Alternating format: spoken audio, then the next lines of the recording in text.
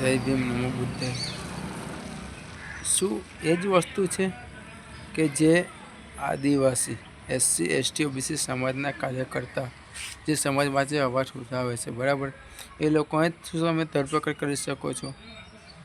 શું તમને ખોટી વસ્તુને એ કહો તમને કોઈ એ નહીં, ખોટી વસ્તુનો તમારાથી સામનો નહીં થતો?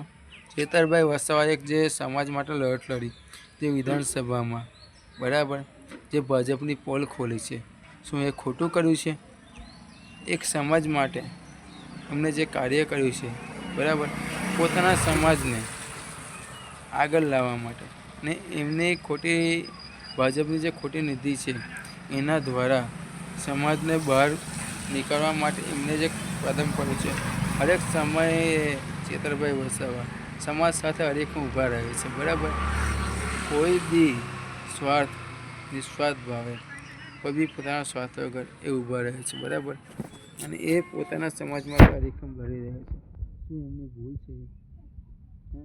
શું આવા કાર્યકર્તાને તમે પોલીસ દ્વારા હેરાનગતિ કરીને અરેસ્ટ કરીને તમે શું સાબિત કરવા માગો છો?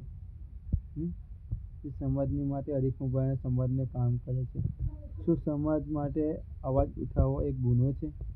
જે ગુનો હોય તો હરેક ગુનેગાર વ્યક્તિને તમે સજા આપો, જે અવાજ ઉઠાવને તમે સજા આપો, બરાબર. આમાં કોઈ ચેતરભાઈ વસાવાની કોઈ ભૂલ નહીં. મેં પોતાના સમાજ માટે અવાજ ઉઠાવ્યો છે, નહીં કે બીજા માટે, બરાબર. એ વિધાનસભામાં એ જે બી બોલ્યા છે એમને શું ખોટું બોલ્યા છે? અત્યાર લગીને જે વસ્તુ થયું છે એ જ વસ્તુ એમને જાહેર કર્યું છે.